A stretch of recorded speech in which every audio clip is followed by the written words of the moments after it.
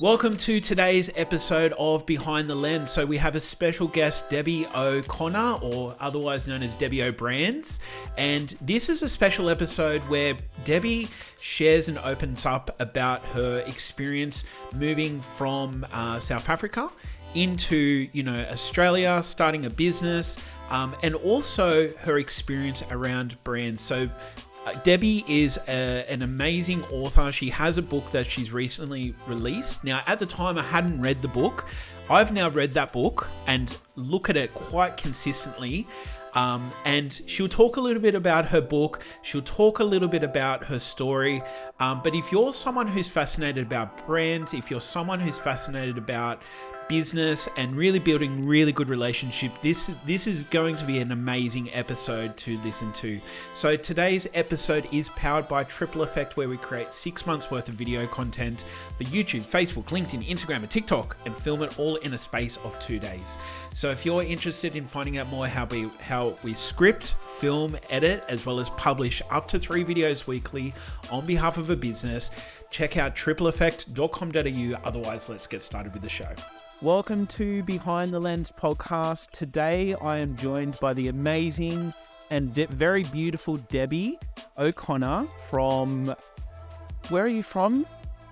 Wow. White River Design. There's a few different things. Look, I've already stuffed up this intro. I've just made a point about doing a really cool intro, and I stuffed it up. And so in the interest of being real and raw, I'm going to stop introducing you and give you the stage, Debbie. So do you want to tell the people who you are? Thanks, Alan. So my name is Debbie O'Connor. I'm also known as Debbie O. And the reason why Alan was probably a bit confused as to where I'm from is because I do have a branding studio called White River Design. However, I also have a co-working space called the Creative Fringe, which Alan has been to before. And then I have a startup as well called Brand Magic. So I've got a couple of things going on, which is where the confusion lies. Yeah. So you're totally forgiven. No, that's okay. Well, thank you.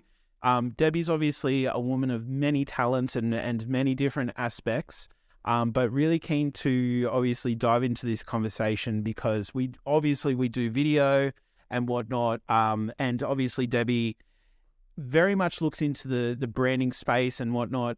For those listening who are not watching the video, she's very colourful today. Even the background, is that some sort of Aboriginal, and colourful earrings and whatnot. What's on the background there? Well, actually, it's really just a pattern that we've put onto a soundboard just to help us with our sound in the area. But instead of having a very ugly looking soundboard, we've actually covered it in really bright, colourful material that does have a bit of an Aboriginal feel, although I don't know if it actually is an Aboriginal. Yeah, so let's not... Yeah. Yeah, no, beautiful. It's very, very colourful, very bright and vibrant and all those amazing things. So, Debbie, obviously, like you mentioned, I think the way that we connected, and please correct me if you know where we first met, I think I was actually when even before I left my full-time job, so this is going back to 2018, end of 2018, I was looking to do some events, and I'm pretty sure I asked some people, are there any good spaces in Penrith to do events? And your name popped up for the Creative Fringe. And I believe that's where we connected, but I actually think maybe we connected before then, or we maybe bumped into each other. Do you remember if that was the place, or do you have a better memory than me at all? Look, I actually think I've known of you or about you for such a long time. You're so good on your socials, so it's really hard to pinpoint. Yeah. But I feel maybe, I don't know, were you part of a chamber, maybe the Hills Chamber or something? Yes. I'm not entirely sure. Maybe we could have connected there. But definitely at the Creative Fringe, I remember when you were doing, you were starting out with events. That was potentially where we might have connected, or one of the networking events. Who knows? Yeah. Yeah. And so obviously, as you mentioned before, the Creative Fringe is a co-working space. That's actually one of our clients, Jody. was there, obviously has an office and everything else. Actually, I think my sister-in-law, Lauren Lovegrove, you may remember her. Yeah, she's my sister-in-law. She's Jess's sister. And so she was obviously had a space there as well. There's actually a few people. There's a guy named John. Do you remember John Warren? I think he's moved up. Yeah, so there's a few people we've connected who I've just in our networks and whatnot, who have obviously had spaces and things like that. And obviously the Creative Fringe does lots of events and networking and all those other things as well. So it's been really good to stay connected and whatnot. What I'd love to understand, obviously, you have a very big background in marketing and branding and whatnot. And I'd love to understand, I guess, your backstory of where did this all start? Right. So how long do we have? No, I'm kidding. I'm not going to do that to anybody. So my backstory actually starts in South Africa, which is where I come from. I actually grew up in a small bush town on the border of the Kruger National Park. And the name of the town was White River. It still is White River. And most of my family all still live there, which is why when I moved to Australia, I called my business White River Design, because that was that little piece of home that I get to have with me all the time. I went to university. I did my degree in my second language, which is Afrikaans. So I had to do my degree, 4-year degree in a completely different language, which was always a challenge. But while I was there, I actually studied, I did a Bachelor of Graphic Fine Arts, majoring in graphic design and photography. And I also studied industrial psychology and philosophy, which is a really important piece of my puzzle, because when I came to Australia and I set up my business, firstly, I wasn't planning on having a business. I should mention that. I was actually working for a company in Newtown, and I was 5 months pregnant, and the owner had recently sold the business. And the new owner sat me down and told me that because I hadn't worked for him for over a year, he would not be giving me maternity leave, which was quite a shock because I had dedicated almost 2 years to this particular company. And after I got over my frustration, my anger, my upset, I just thought, you know what? My husband and I had planned for me to take a year of maternity leave, and I would just start my maternity leave early. However, being in the design game, it's very easy to lose your skills. Technology moves so fast. So I decided to set up a quick little ABN, and I was just going to do a bit of freelance work to keep up my skills and to get me through the maternity leave stage. And that was the start. So I started White River Design. I didn't know anybody. The only people that I knew in Australia at the time in our local area was my husband and his family. I didn't have any friends. I didn't have any connections. I had no backstory. I hadn't gone to school with anyone. There were no university connections. So I really was starting on the back foot. And it was incredibly scary, not just because I had no support system, but also because I didn't know how business was run in Australia. So those very early days, I actually went to the BEC, which is now the Western Sydney Business Centre, and I did a course in small business. I never finished the course because I had my first child, but I was able to get the credits because of my university degree, and that's how I moved forward. Keep in mind that this was also back when the GST had only just come in. So business was at a state of flux at that time. A lot of businesses weren't sure how to go about. Do they add the GST on top? Do they include the GST? So, it was a time when businesses were trying to also try and figure out the lay of the land, as it were. So I've kind of started, it makes me sound incredibly old, doesn't it? I think nobody can remember a time when, there wasn't GST. But believe it or not, when I started my business, it was at that that rollover stage. So this year, White River Design actually celebrates 21 years in business. Congratulations. And thank you. It is quite astounding because it was never something that I set out to do. But one of the interesting things when I started the business is I noticed that people kept coming to me saying, Deb, I need help with a brand. But what they actually were saying to me is, can you design me a logo? And I noticed that there was this massive disconnect between the understanding of what branding is and, what people were asking for. So this is where that little piece about me studying industrial psychology and philosophy actually comes into play, because I realized that there was an educational piece that was missing with clients needing to know that a brand was more than just a logo. And so I actually used the philosophies of Carl Jung, who was a psychologist in the early 1900s, and I developed an entire system around how to determine what personality a brand was. Because I found that when I spoke to people about creating a personality around a brand, then it would help define what colors we would use, the fonts that we would use, but even more than that, the language and tone of the business. So when it came to writing copy for a website or doing social media, there was actually some structure around that. Taking it even one step further, what kind of culture do you want in your business? How are you treating people?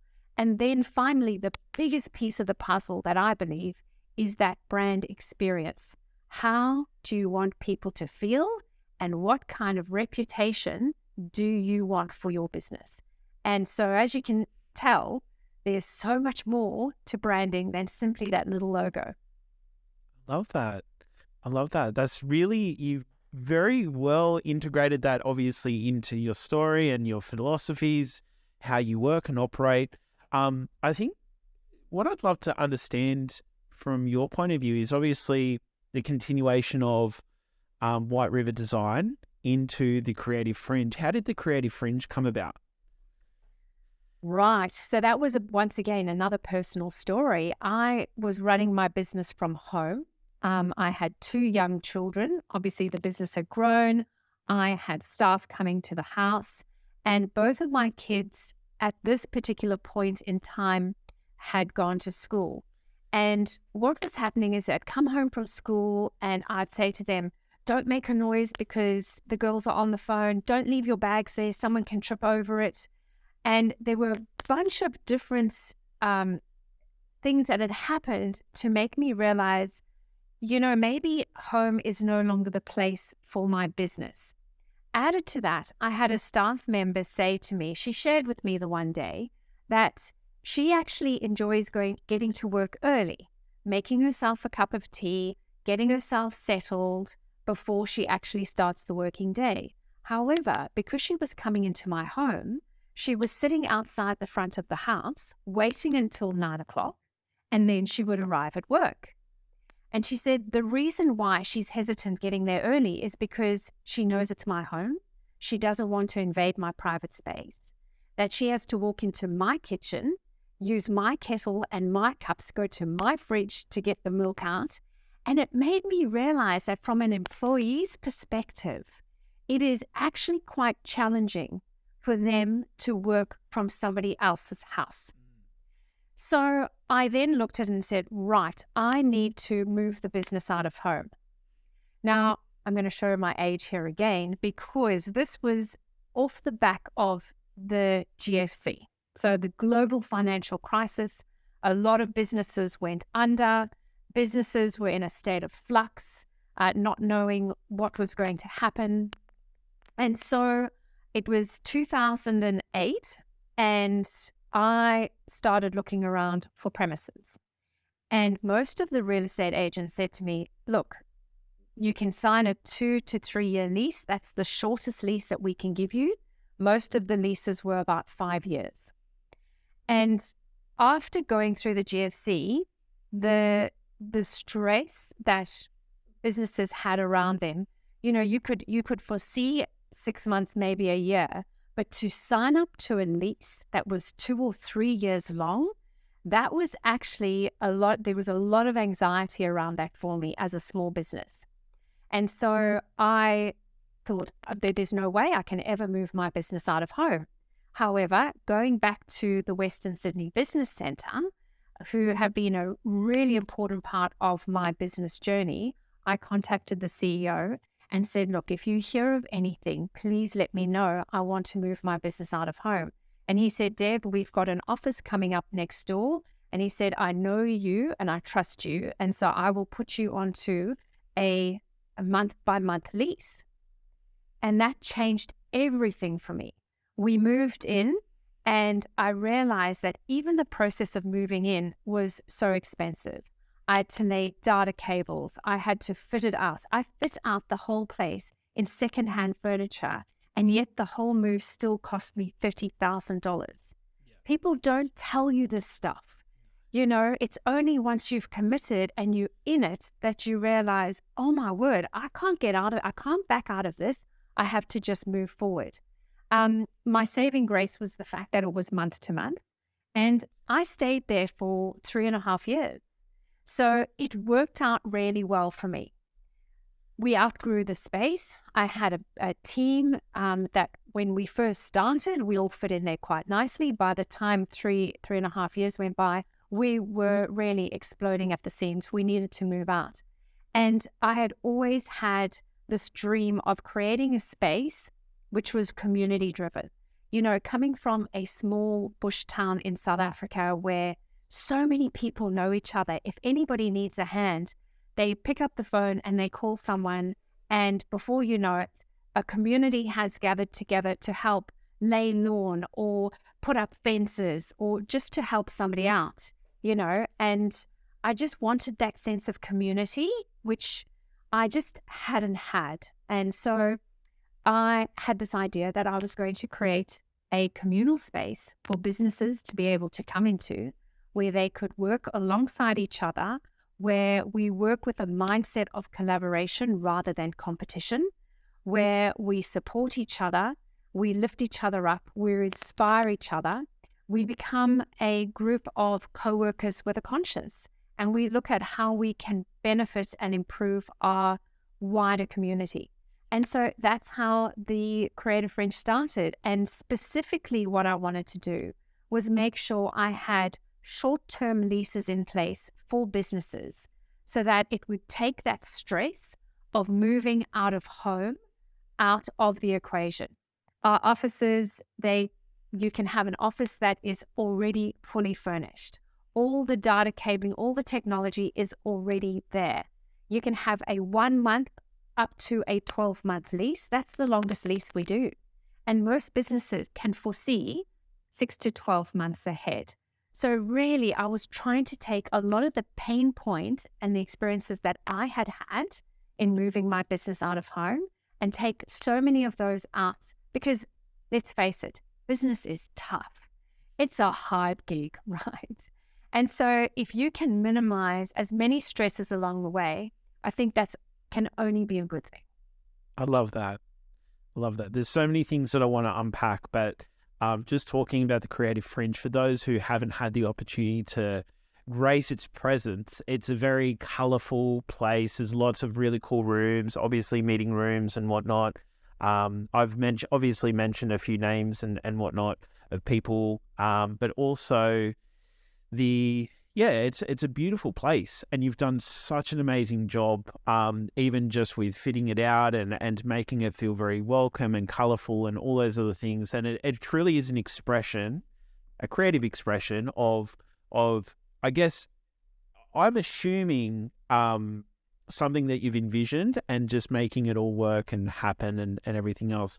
Talk to me about, like, because obviously the brand queen and this is your game. Like, talk to me about, like, the branding experience that you wanted to have in that space. I'd love to hear it from your take. So what I actually did with the Creative Fringe is I treated it as though it was one of my clients when I was doing the branding. So I go through a process with my clients where the first thing we do is we unpack and discover what brand personality a brand is going to be, because everything unfolds from there. So when we did the brand personalities quiz with the team for the Creative Fringe, we discovered that we are the explorer brand archetype. So the explorer is all about being a pioneer, being quite visionary, trailblazing, doing new things, adding an element of excitement, and a little bit of an adventure, and something that is completely different to what you normally see somewhere else. So there's this element of excitement and discovery that happens. And so when we were creating the space, that was one of the things that we were really clear on, is to go, right, as the place develops, because what you see today is not how it started. It was an old, dirty mechanic warehouse. I mean, we had to acid wash walls and floors because it was so filthy. Yeah. And now if you come in, there are multiple spaces. We've got mezzanine levels. We've got offices. We've got meeting rooms, a training room. In fact, when you arrive, there's not even a normal door. There's a wrought iron door that people go through. It's a yes, that's right. Yes. And we've got plants everywhere. We've got a staircase which is covered in Pantone colors. That's right. Yes. Yeah, we've got a section where we've got some office space. And what was really concerning me was, well, if somebody's upstairs and they're looking down on the office space, what are they going to see? I want it to be interesting. I want it to be intriguing.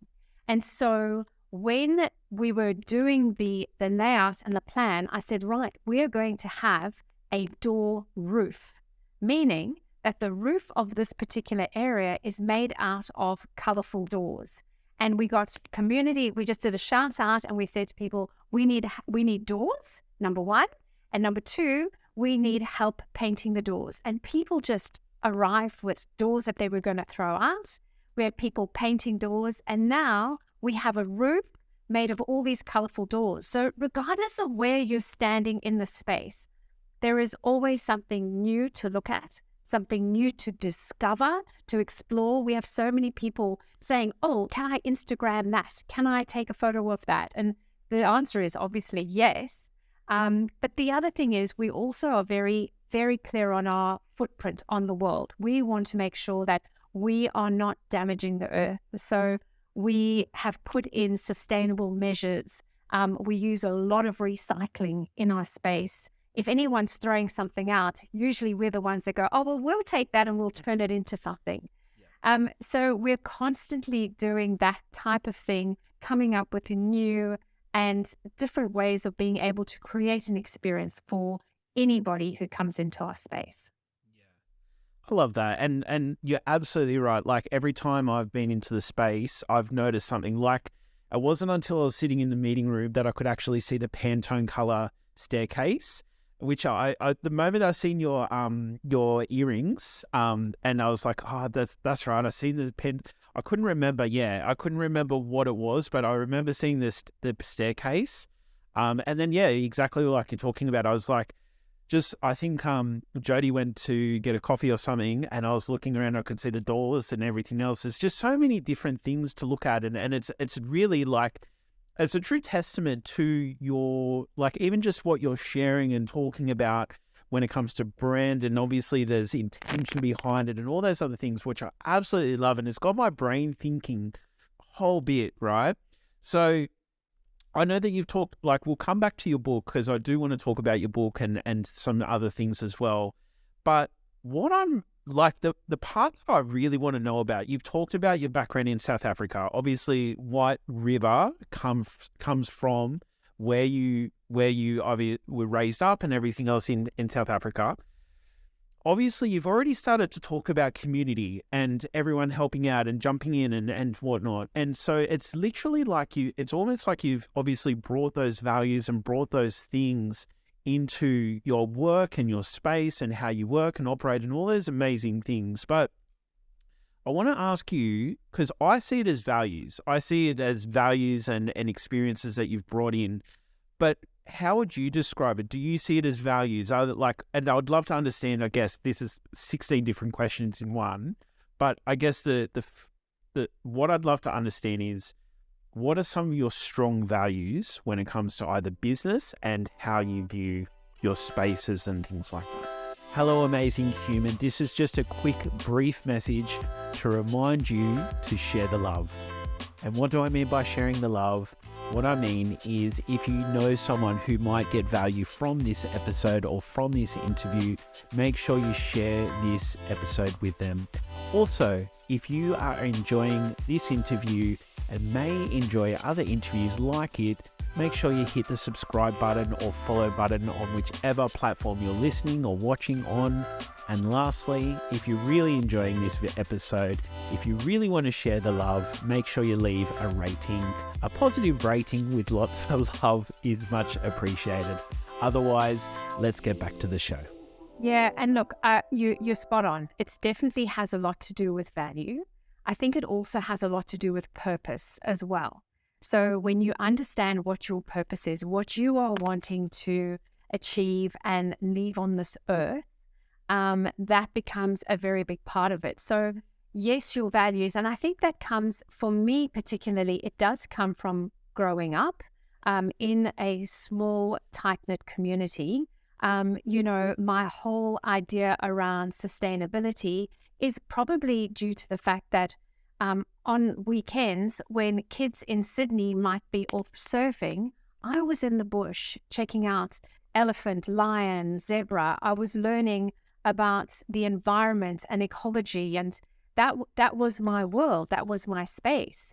And so now I'm so far removed from that, but I still know that through recycling, through changing our light bulbs to LED lighting, there are so many small things that we can do that can still help our planet. So I think that, yes, those values, that education, that piece that I grew up with is still very much a part of me now.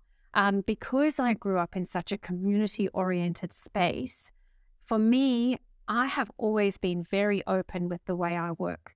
I don't take kickbacks. If I refer somebody on, it's an open referral. I don't expect anything in return. And I noticed when I first came to Australia that's not the normal mindset. People think, well, if I do this, you need to give me that. And I would rather come from a sense of abundance to say, you know what, if I'm going to openly give, then somewhere along the line, I will openly receive as well. And I'm a strong believer in that. I don't think there has to be this give and take, because that creates tension. And you know what? We don't need it. We've got enough tension in our life. There is a lot to be said about doing good just for the sake of doing good. So if I know somebody is doing great in their business, they're doing the right thing by their clients, and someone says, hey, Deb, do you know someone who's a fantastic photographer? I don't do photography. I'm not going to take a kickback. But you know what? I'll go, yes, here are some amazing photographers that I know, like, and trust. So go for your life. You speak to them directly. Let them know that I've referred you, and that's pretty much all it is. And I think that that's a very powerful way of doing business, because it is all about, that whole reciprocity. Do the right thing by somebody else, and the right thing will be done by you. There is enough sunshine for all of us, So I think that is, for me, I'm also a big collaborator. And once again, I think that comes back to my values. I love collaborating with people because, if you create something with other people around, there's so much more of a sense of achievement and pride involved in all of that. So I think that to me, yes, a lot of it is very much value-based, but it's also about, once again, it's your brand. What is your reputation? What do you want to be known for? Do you want to be known as a cutthroat business person, goes out there and gets everything that they want? Great, good for you. That's fantastic.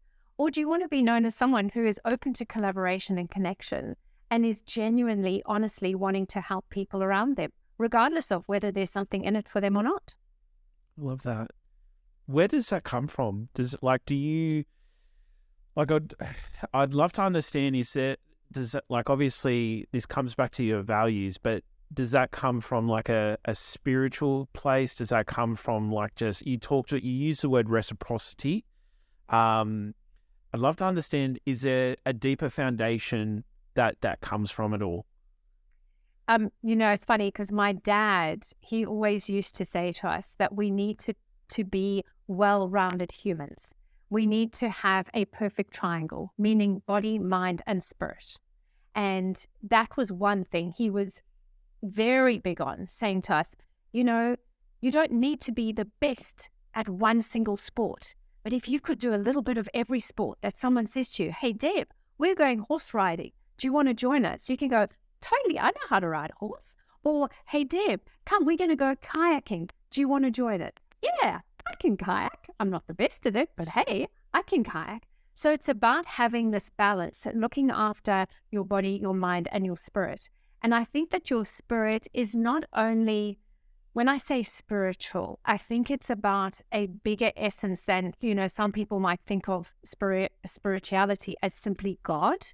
I don't know if it's just that. I think your spirituality is a lot more than that. It's got to do with your gratitude in life, what you look at as important. So I was going to share with you one of the experiences I had when I was 17 years old. And I went to boarding school at 13. So I was sent away from my family, which was quite challenging. But I always call them like these watershed moments in your life. And one of the things that boarding school taught me was to be very responsible and independent and, strong in my own convictions. But when I was 17, I was actually chosen to go on to this amazing experience. I'll call it an experience. So keep in mind that I grew up in apartheid South Africa. And when I was 17, Nelson Mandela was actually released from Robben Island to go onto house arrest. So Nelson Mandela, most people know who he is. And, he did some atrocious things, like let's not sugarcoat it. He was a terrorist, and that is why he was in prison. But he also did some amazing things for the country because while he was in prison, he worked on so many amazing ideas and ways that South Africa could move forward. And he later became the president in 1994. But when I was 17, there was this movement that we could feel the shift was starting to happen. We could feel that things were going to change from the apartheid era that we had grown up in. And I was invited along with 59 other students from around the state, 30 girls and 30 boys. And we were put on a train and they took us around the country and they taught us about the politics, economics, demographics. We learned so much about the country, and basically it was kind of like a future leaders summit with 17-year-olds preparing us for this new world that we were going to be living in, right? And so it was quite amazing. And what they did, and keep in mind that on the train, we had people from all nationalities in South Africa, which meant that it was a cultural, it was like a cultural melting pot. We learned so much from each other because there were some people who were from areas that normally, a white person would never go into. And a lot of these kids were being given opportunities. And so it was quite an interesting educational process. Long story to get to where I'm going, so I do apologize. However, when we were on this train, we would do a bunch of team building exercises for us to all get to know each other a little bit more. And on the final night, the exercise was to see how many kids we could fit into one train compartment. So we're talking about like a normal train compartment. You got the bunk beds on either side of the compartment. There was a little area where you could store your bags.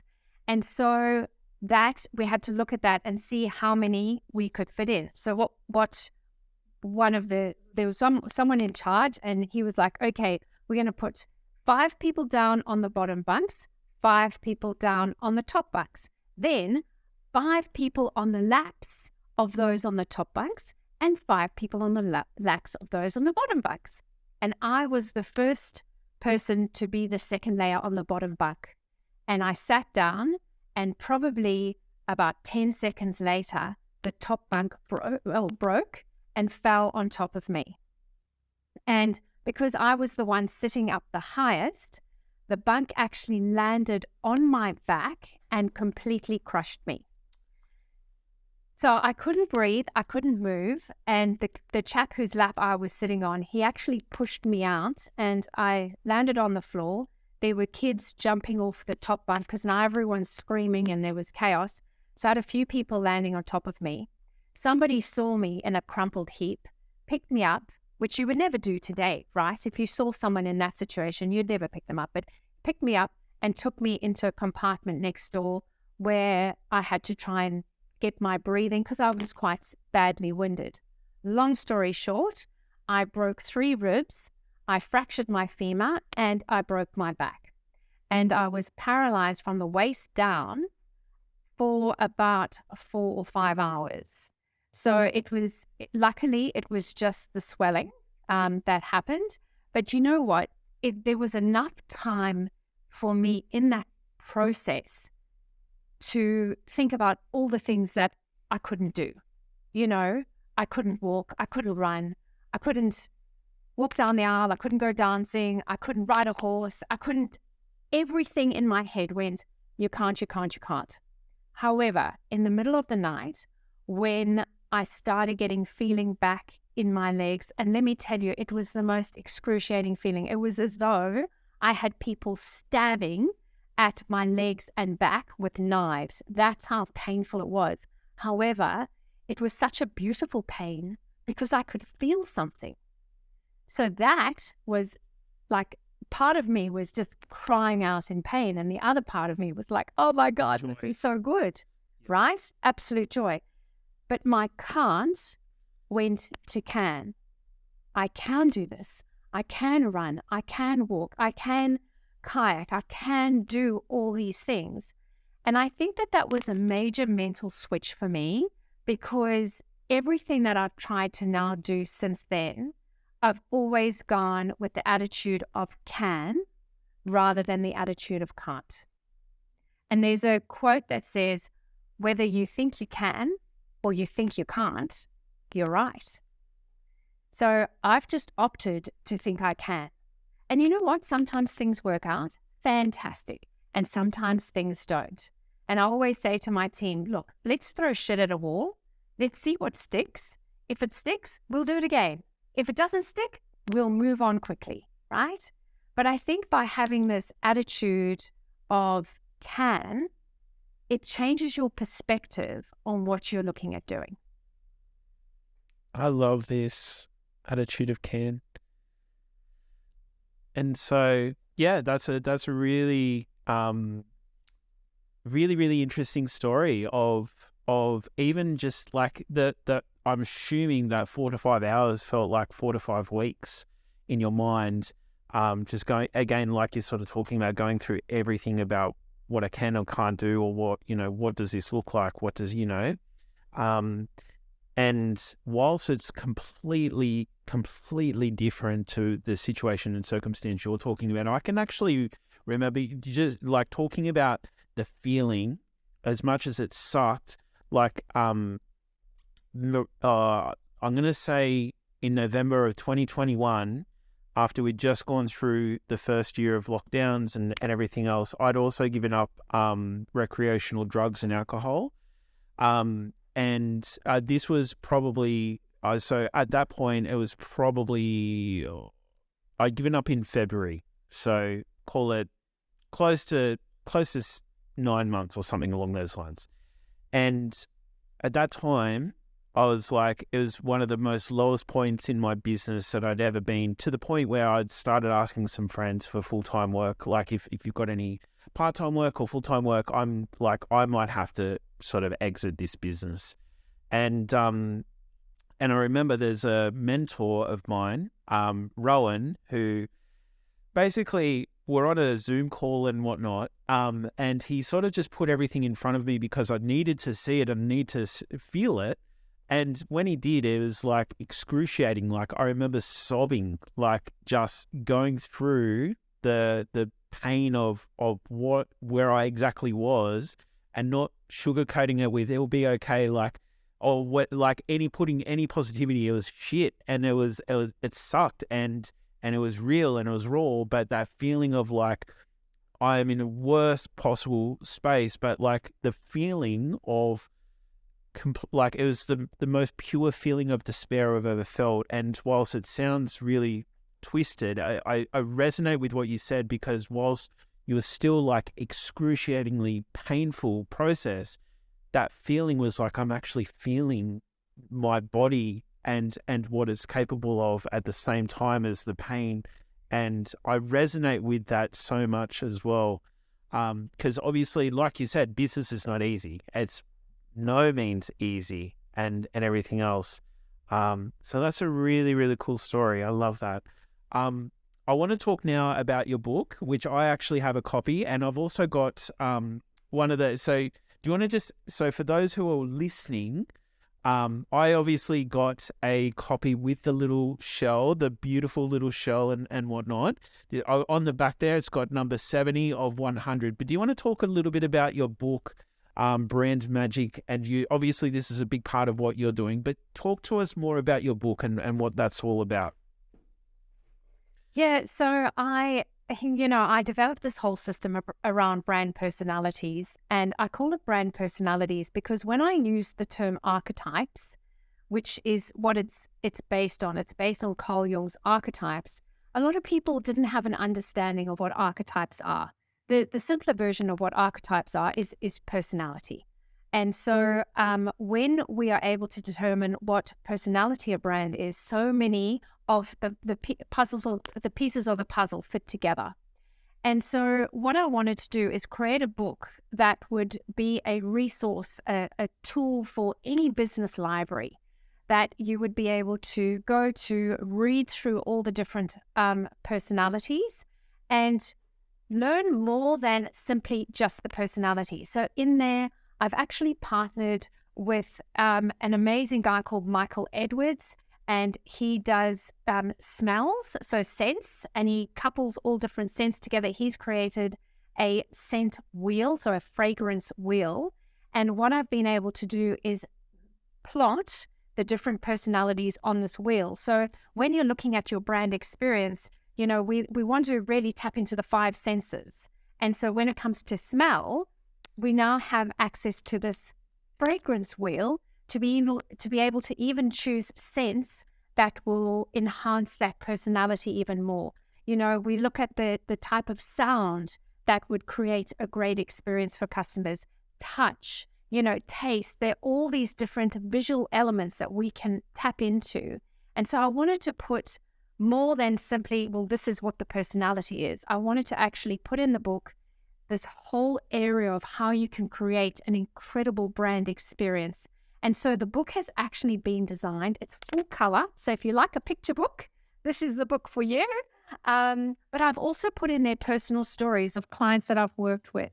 So there's a section there called Story Time, and it gives you examples of small businesses that have been able to use this particular system and help them enhance their business. But each personality, each chapter on personality has been designed to enhance that personality. So as you go from chapter to chapter, the colors change, the fonts change. The whole idea is to show you visually how you can create a different experience simply by changing up your colors and your fonts for each personality archetype. So the cover that you have, Alan, is very special. It is very special, yes. Yeah, it's a limited edition velvet case.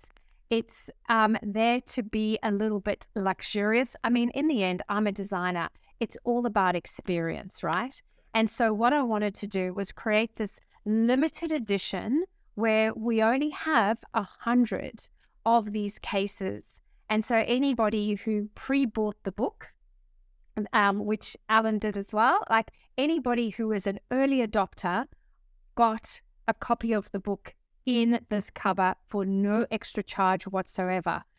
Once again, it is about that experience that you're wanting to create for your customer. So the book at the moment doesn't come with the limited edition because obviously it's limited edition. They're all gone, which is quite exciting. But the book can be purchased from Amazon or from our website, Brand Magic. And it's a really amazing tool for businesses to use to discover what their brand personality is, but even more importantly, how to apply their brand personality to their business. Yeah. And look, just to reiterate, this book and whatnot, like for those who are listening, you wouldn't have seen me, but whilst Debbie's been talking, I've just been flicking through some of the pages just to give you a sense of some of the color. But like, again, a lot of what you're talking about, there's lots of colors, there's lots of examples, there's lots of psychology and methodology around what you're talking about. And look, I haven't really done a proper deep dive into this book, but I'm, especially after today's conversation, I'm really looking forward to getting into it a little bit more and whatnot. Debbie, today's been an absolutely great conversation, and I really appreciate your time and also rebooking this call after a little mishap that we had yesterday. But if someone's interested in either finding out more about the Creative Fringe, download, or like buying your book, I would highly recommend. I don't know if you have it available for download, but I would not download it. It would do serious injustice to the book itself. Please buy a physical copy. If people are interested in buying your book or checking out more about the Creative Fringe, or even, working with you to look at your branding stuff, what's the best way of finding you or reaching out to you? Yeah, well, this is the challenge when you have so many businesses, you have so many websites, right? Yeah. I have my own personal brand website, which is debbiobrands.com. So everything will link out from there. But we've got whiteriverddesign.com. We've got the creativefringe.com.au. And I've also got brandmagic.com.au. So that Brand Magic is where you'll find the book. You'll also get access to the quiz. We've got an online quiz. So if someone wants to play the quiz to discover what the brand personality is, if anyone does play the quiz, it is a pay to play. So it's a whopping $39. But what you get from it is so much clarity. It's incredible. But if you do play the quiz and then you want to work with White River Design as your branding studio, getting any design done, we will refund you that $39 anyway. So you're not then out of pocket for anything. So the whole idea is to be able to help you have a really connected brand that resonates with your customers, that they absolutely fall in love with it because it is oozing personality. I love it. Love it. Sounds like a bargain to me to get some direction and clarity anyway. So thank you so much for your time today, Debbie, and patience in rebooking and everything else as well. Really appreciate today's chat. Obviously, if you're listening, please feel free to go and check out Debbie. But Debbie, again, thank you for your time, and look forward to staying in touch. That is the end of today's podcast. If you've enjoyed this episode, as I mentioned before, make sure you share the love, share it with a friend, family member, or otherwise. Make sure to give us a subscribe or even a positive rating on the various platforms. And if you're interested in finding out more about Triple Effect and who we are, what we do, head to tripleeffect.com.au. Otherwise, we'll see you on the next interview.